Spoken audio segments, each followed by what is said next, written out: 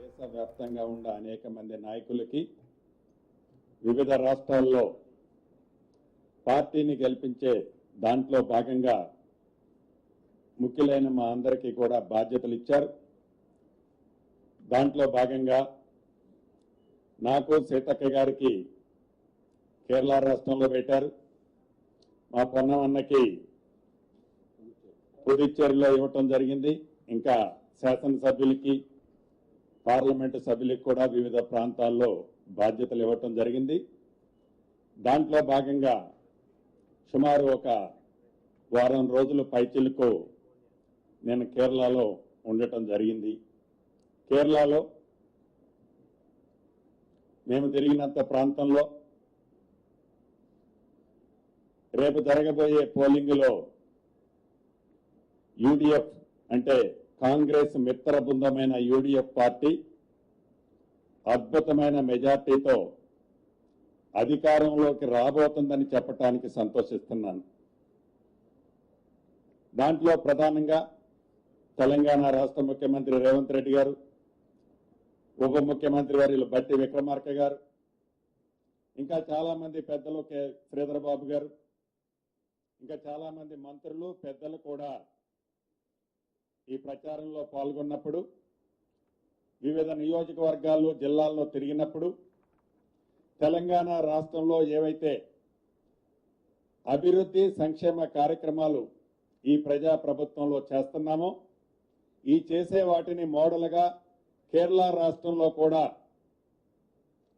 గడిచిన 10 సంవత్సరాల్లో పరిపాలించిన ఎల్డీఎఫ్ పార్టీ చేసిన కార్యక్రమాలని తెలంగాణ రాష్ట్రంలో ఆనాటి 10 సంవత్సరాలు పరిపాలించిన దొరల పాలనకి మార్చి ప్రజాపాలన వచ్చిన తర్వాత చేసిన సంక్షేమాన్ని కంపేర్ చేసి చూపించిన తర్వాత తప్పకుండా కేరళలో యూడీఎఫ్ పార్టీ మిత్ర బృందం బ్రహ్మాండమైన మెజార్టీతో రాబోతుందని తెలుపుతూ మేమందరం ఈ ఎలక్షన్ హడావుడిలో ఉన్నప్పుడు కొంతమంది ప్రధాన ప్రతిపక్షమని చెప్పుకునే కొంతమంది నాయకులు ఈ ప్రభుత్వం మీద, ఈ ప్రభుత్వంలో పనిచేస్తున్న మంత్రుల మీద ఏవైతే అనేక అసత్యాలమైన వార్తలు, పచ్చి అబద్ధాలు, నిజాన్ని అబద్ధంగా చిత్రీకరిస్తూ అనేక ఆరోపణలు అబద్దాలరావు గారు చేయటం మనం చూశాం. ఆ అబద్దాలరావు గారికి డ్రామాలరావు గారు, ఈ డ్రామాలరావు గారు అబద్దాలరావు గారికి వారి సెకను మామ గారు, వీరి అవతారం అంతా, వారి టీం అంతా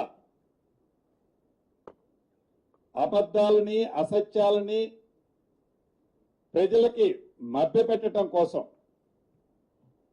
ప్రజలని ఆనాడు 2 ఎన్నికల్లో మాయమాటలు చెప్పి ఎలా అయితే అధికారంలోకి వచ్చారో మళ్లీ అధికారంలోకి రావాలనే తాపత్రయం కోసం ఎలాగైతే 10 సంవత్సరాల్లో క్రితం వారికి ఉన్న ఆస్తులు గాని, వారు అధికారంలోకి దిగిపోయే ముందు ఆ 10 సంవత్సరాల్లో వారికి వచ్చిన ఆస్తులు గాని, ఆ వివరాలన్నీ ఒక్కొక్కటి ఎక్కడ బయటకు వస్తాయనే ఆందోళనతో కావచ్చు ఈ ప్రజాప్రభుత్వం అధికారంలోకి వచ్చిన ఈ 2 సంవత్సరాలు 3 నెలలు, 2 సంవత్సరాలు 4 నెలల్లో ఏవైతే ఏ ఎన్నికలు వచ్చినా అవి బై ఎన్నికలు కావచ్చు, పార్లమెంట్ ఎన్నికలు కావచ్చు, స్థానిక సంస్థల ఎన్నికలు కావచ్చు, మున్సిపల్ కార్పొరేషన్ ఎన్నికలు కావచ్చు, ఈ ఎన్నికల అన్నిటిలో కాంగ్రెస్ పార్టీకి ఈ ప్రజాప్రభుత్వానికి వచ్చిన ఫలితాలు చూసిన తర్వాత జీర్ణించుకోలేక ఆ సత్యాన్ని అరిగించుకోలేక ఇక మనం నిజం చెప్తే మళ్ళీ పుట్టగతులు ఉండవని గ్రహించి అబద్ధాలే ఏజెండాగా పెట్టుకొని నిజాలని అబద్ధాలుగా చిత్రీకరిస్తూ ఈ గడిచిన కొన్ని రోజుల నుంచి వారు ఆ ప్రేలేపనలు, ఆ రెచ్చగొట్టే తరం, ఆ శాసనసభలో పవిత్ర దేవాలయం లాంటి శాసనసభలో వారి నడవడిక, వారి ప్రవర్తన రాష్ట్ర ప్రజలు ప్రతిదీ గమనిస్తున్నారు. ఈ మంత్రివర్గంలో ఉప ముఖ్యమంత్రి బట్టి విక్రమార్క గారి మీద బిల్లుల మీద పర్సంటేజ్లని, సింగరేణిలో అవకతవకలని అనేక ఆరోపణలు చేస్తే ఆ ఉప ముఖ్యమంత్రి గారి మీద మరొక సహచర మంత్రివర్యులు ఉత్తమ్ కుమార్ రెడ్డి గారు నీటిపారుదల పౌర సరఫరాల శాఖ మంత్రి, ఆ పౌర సరఫరాల్లో ఏదో 1000 కోట్ల అవినీతి జరిగిందని, ఈ పౌర సరఫరాలకు సంబంధించిన బియ్యాల్లో కుంభకోణాలు జరిగినాయని సహచర మంత్రివర్యులు ఉత్తమ్ కుమార్ రెడ్డి గారి మీద ప్రేరేపణలు చేస్తూ ఏ సన్న బియ్యం అయితే పేదోడికి ఇస్తున్నామో ఆ సన్న బియ్యం మీద ప్రజల్లో వచ్చిన స్పందన జీర్ణించుకోలేక ఆ మంత్రి గారి మీద ఒక ఆరోపణ. అదే రకంగా ఆర్&బి మంత్రివర్గంలో కోమటిరెడ్డి వెంకటరెడ్డి గారు ప్రతి మండలం నుంచి జిల్లా హెడ్ క్వార్టర్కి, ప్రతి జిల్లా హెడ్ క్వార్టర్ నుంచి స్టేట్ హెడ్ క్వార్టర్కి ఏవైతే రోడ్లు విస్తరణ చేసి మెరుగైన రోడ్లు ఏపించడం కోసం యామ్ సిస్టంలో దేశంలోని కొన్ని రాష్ట్రాలు చేపట్టే కార్యక్రమాన్ని ఇక్కడ కూడా చేపడుతూ మంచి కార్యక్రమాన్ని చేపడితే ఆ పనులు జరిగితే వారి ఉనికి కోల్పోతారని ఆ కార్యక్రమం మీద కోమటిరెడ్డి వెంకటరెడ్డి గారి మీద ఒక నిందలు, అదే రకంగా ఎక్సైజ్ శాఖ మంత్రివర్యులు జూపల్లి గారి మీద ఏవైతే ఆ బాటిల్స్ కేసే స్టిక్కర్ల సిస్టంలో కానీ, లైసెన్సులు ఇచ్చే పారదర్శకంగా పెట్టే టెండర్ల సిస్టంలో కానీ అనేక అవకతవకలు జరిగాయని ఆ జూపల్లి కృష్ణారావు గారి మీద, అదే రకంగా గౌరవ ముఖ్యమంత్రి గారు రేవంత్ రెడ్డి గారి శాఖకు సంబంధించిన ఇల్ట్ పాలసీ కానీ టీడీఆర్ పాలసీకి కానీ సంబంధించిన ఇలా ప్రతి మంత్రి మీద చివరికి నా మీద ముందు ఏదో క్రషర్ అంటాడు, తర్వాత నాగోలులో నాదరగల్ అంటాడు, మరొకసారి ఒట్టి నాగులపల్లి అంటాడు. ఇలా నా మీద అంటే ఈ కేబినెట్ ఉన్న మంత్రులందరి మీద వారికున్న బురద ఏదైతే ఉందో, వారికి ఏ బురద అయితే ఉండి ఆ బురదని మేము పక్కోడికి అంటిస్తే, ఆ మంత్రులకో ఈ ప్రభుత్వానికో పూస్తే మేము శుభ్రంగా ఉంటామని భ్రమలలో బతుకుతూ అసత్యాలని, అబద్ధాలని నిజాలుగా చిత్రీకరించడం కోసం ఎలా గడిచిన కొద్ది రోజుల నుంచి వారు ప్రవర్తిస్తున్నారో మనకి స్పష్టంగా కనిపిస్తుంది. మొన్న అసెంబ్లీలో గౌరవ ముఖ్యమంత్రి గారు ఏ ఇల్ట్ పాలసీ అయితే, ఏ టీడీఆర్ పాలసీ అయితే ఈ రాష్ట్ర ప్రభుత్వం తీసుకొచ్చిందో అసెంబ్లీ సాక్షిగా అబద్ధాలరావు గారు, డ్రామాలరావు గారు మీరు ఏ కమిటీని వేయమంటే, ఏ శాఖని దీనికి నిర్ణయించమంటే, ఏ ఎంక్వైరీని వేయమంటే 2004 నుంచి 2014 నుంచి తెలంగాణ రాష్ట్రం ఏర్పడిన దగ్గర నుంచి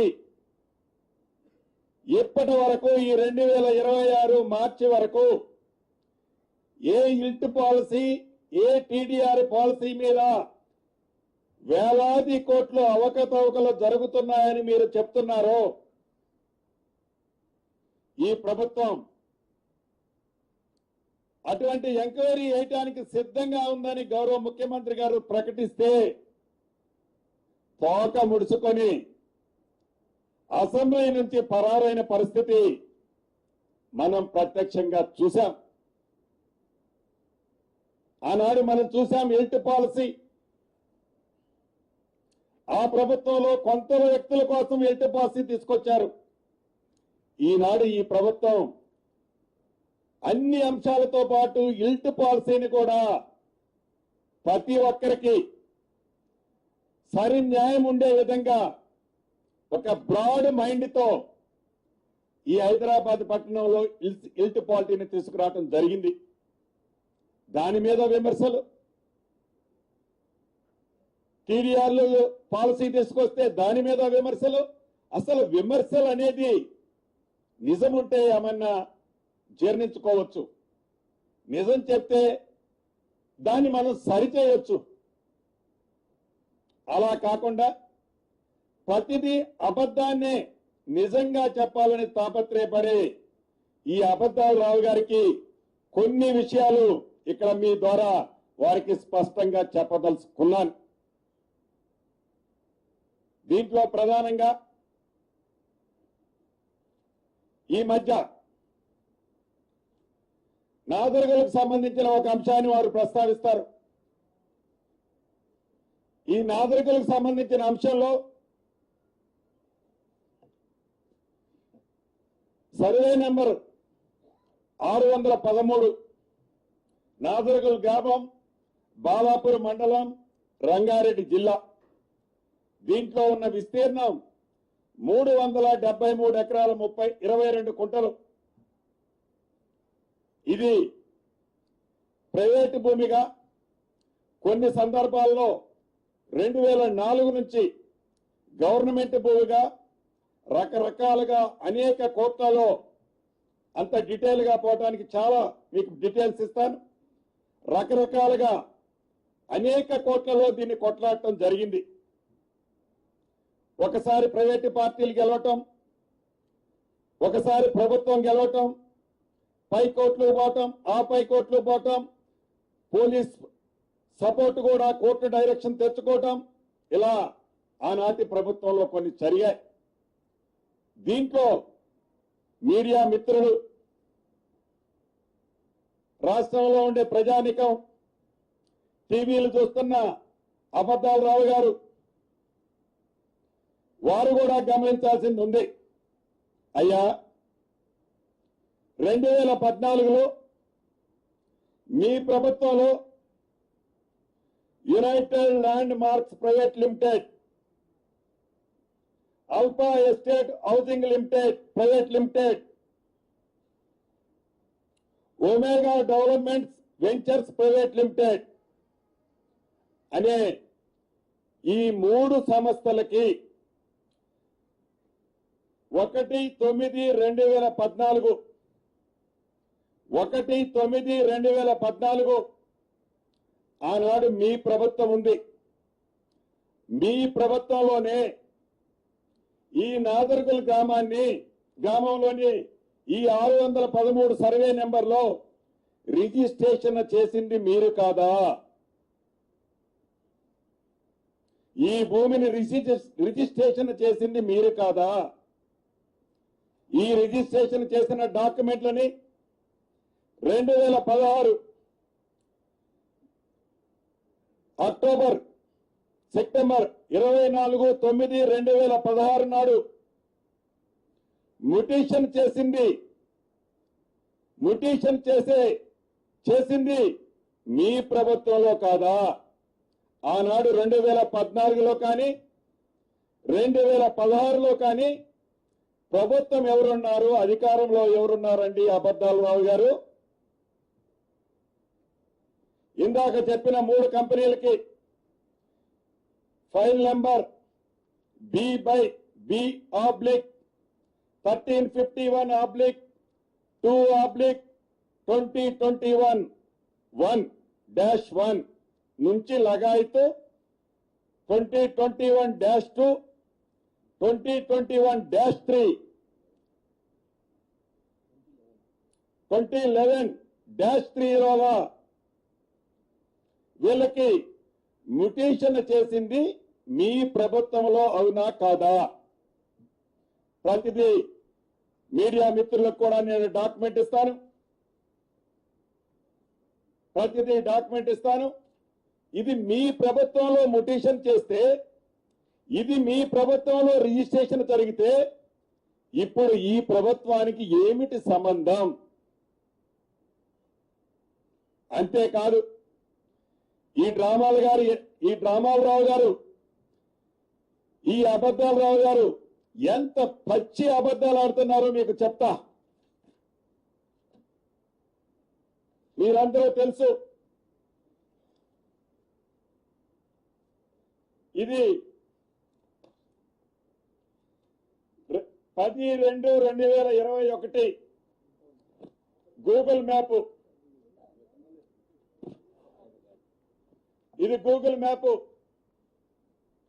10/2/2021.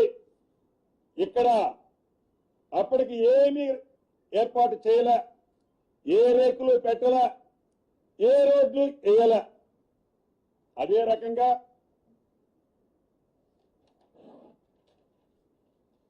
5/12/2021 ఇదిగోండి ఈ గూగుల్ మ్యాప్ లో ఆ కలర్ తో కొన్ని ప్రాంతాల్లో మొదలు పెట్టాడు. దీంట్లో మొదలు పెట్టాడు రేకులు కట్టడం, రోడ్లు వేయటం. 5/12/2021 ఇప్పుడు నేను చూపించే ప్రతిదీ మీకు గూగుల్లో కనిపిస్తుంది. ఇది నేనేం మ్యానిపులేట్ చేసేది కాదు. ఇది నా అధికారులు, నా ప్రభుత్వము నాకు తయారు చేసి ఇచ్చింది కాదు. అదే రకంగా 5/1/2022 ఇదిగోండి 90% ఆ కలర్ తో ఉండి రోడ్లు ఫార్మేషన్ చేసింది. 90% గూగుల్లో మీకు కనిపిస్తుంది ఈ పిక్చర్. 22 అదే రకంగా అక్కడ 95% పెట్టాడు. 17/11/2022 ఇది ఫుల్ ప్లెడ్జ్ లో కలర్ తో మీకు స్పష్టంగా కనిపిస్తుంది. దీన్ని 2022 11వ నెలలో పూర్తిగా మీ టైంలో షీట్లు పెట్టి దానికి ఇన్నర్ సైడ్ లో పూర్తిగా రోడ్లు వేసింది మీ ప్రభుత్వంలో కాదా? ఎవరున్నారండి అధికారంలో ఆనాడు? అబద్ధాలరావు గారు, డ్రామాలరావు గారు. 2022 నవంబర్ 17 అధికారంలో నీ దొరపాలనే ఉంది కదా. ఇది నేను తయారు చేసింది కాదు కదా.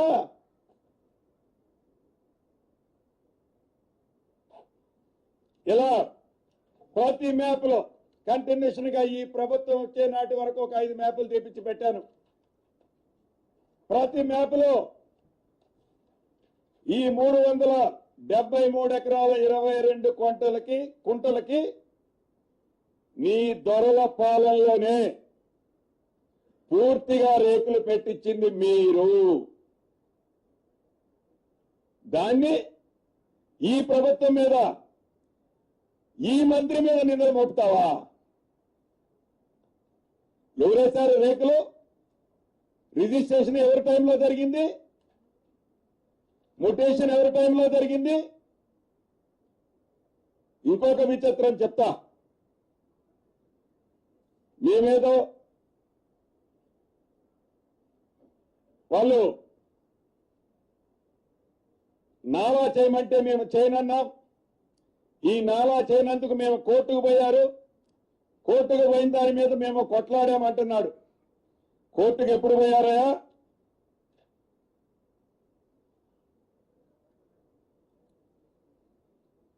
రెండు 2022లో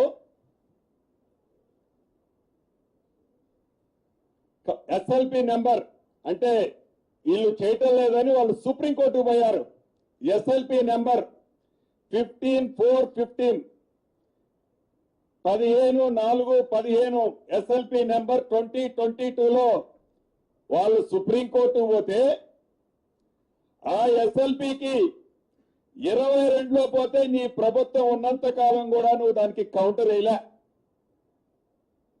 నీ ప్రభుత్వం ఉన్నంత కాలం కూడా నువ్వు కౌంటర్ వేయలే దానికి. ఈ ప్రభుత్వం వచ్చిన తర్వాత 17/3/2025 గౌరవ ముఖ్యమంత్రి రేవంత్ రెడ్డి గారి నాయకత్వంలోని ఈ ప్రభుత్వం వచ్చిన తర్వాత రెవెన్యూలో ఏ కేసులు ఏ ఉంటున్నాయని తర్వాత దీని మీద ప్రభుత్వ పక్షాన పూర్తిగా కౌంటరు మా ప్రభుత్వం వచ్చిన తర్వాత వేసింది. మా ప్రభుత్వం వచ్చిన తర్వాత ఇది ప్రభుత్వ స్థలము,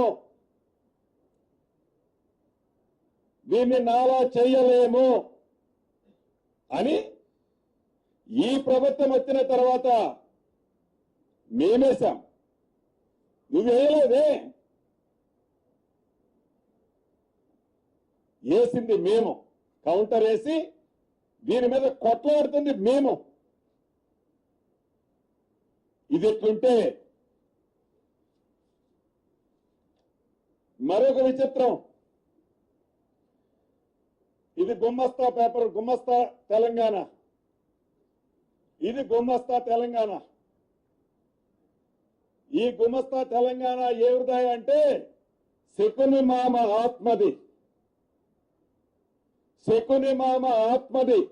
శకుని మామ ఆత్మ ఈ గుమ్మస్తా తెలంగాణలో కొట్లాడుతుంటది. ఈ గుమ్మస్తా తెలంగాణలో హెడ్లైన్ ఏంటో చూసారా?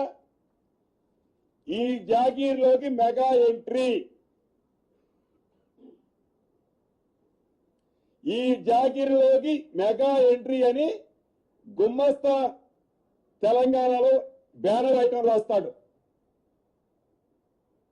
రాసి మూడో రోజు, ఈ ఐటమ్ రాసిన మూడో రోజే మళ్ళీ బ్యానర్ ఐటమ్ పొంగిలేటి ఈ స్థలం కబ్జా. మొదటి రోజు మెగా కబ్జా అని రాస్తావు, మూడో రోజు పొంగిలేటి కబ్జా అని రాస్తావు. దీంట్లో ఆంతర్యం ఏంటి? నాకు తెలిసి ఈ మెగా ఆత్మ, ఈ శకుని ఆత్మ, ఈ శకుని పార్టీకి ఈ మెగా ఏం చేసిందో మీకు తెలియంది కాదు. అయితే ఈ ప్రభుత్వం మారిన తర్వాత, ఆ ప్రభుత్వం దిగిపోయి ప్రజాప్రభుత్వం వచ్చిన తర్వాత ఈ మెగా ఈ ల్యాండ్ని చేసుకుంటే వారికి ఉన్న డీల్స్ ఏవైతే ఏవో అనేది ఈ బ్యానర్ ఐటమ్ వేసిన రెండో రోజు ఈ గుమ్మస్తా పేపరు శకుని కొడుకు అబద్ధాలరావు ఈ మెగా అధినేత రహస్యంగా కలుసుకున్నారు. కలుసుకొని నీ వాటా నీకు వస్తుంది, నీ వాటా నీకు వస్తుంది, నీకు ఇచ్చేది నీకు ఇస్తామని సెటిల్ అయిన తర్వాత దాన్ని తిప్పి ఈ ప్రభుత్వం మీద, ఈ మంత్రి మీద నింద మోపుతాడు. మరి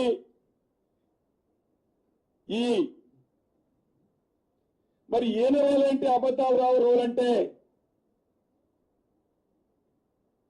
ఈ అబద్ధాలు రోల్ ఏంటాయా అంటే శకుని మామ వాళ్ళ కుటుంబమే దీన్ని షేర్ చేసుకుంటే మరి నా పరిస్థితి ఏంటి అన్నది అబద్ధాలు రావు రంగంలోకి వస్తాడు.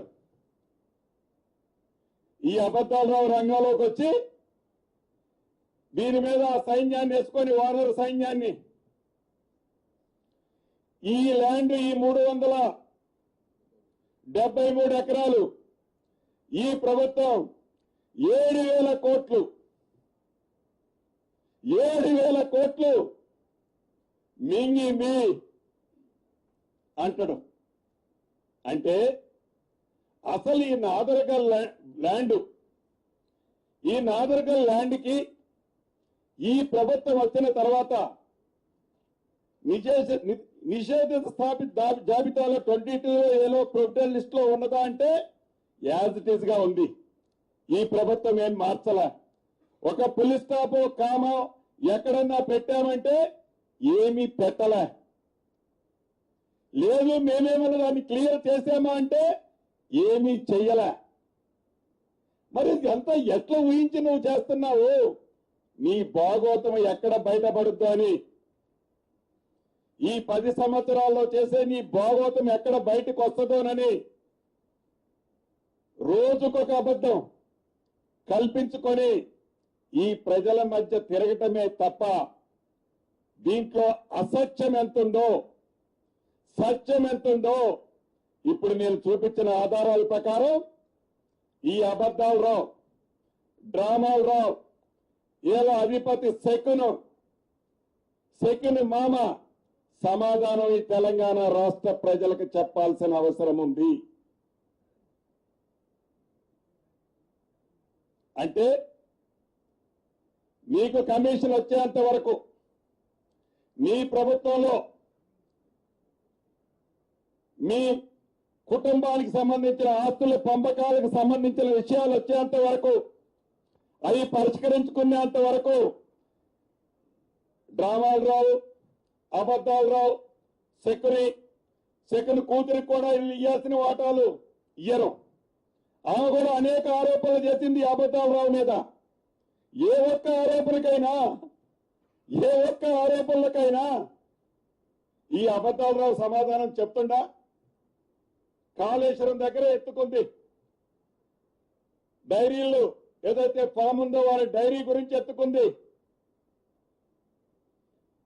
ల్యాండ్ ఎక్విజిషన్ చేసిన అనేక భూముల్లో మళ్ళా తిరిగి ఎలా కబ్జా చేసిందో ఎత్తుకుంది.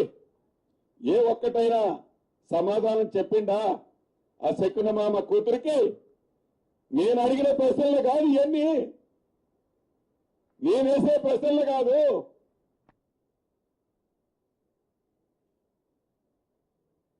అంటే ఈ నాదరగుల్ ల్యాండ్ కు సంబంధించిన దాంట్లో ప్రతిదీ మళ్ళీ రిపీట్ చేస్తున్నాను. రిజిస్ట్రేషన్ జరిగింది 2010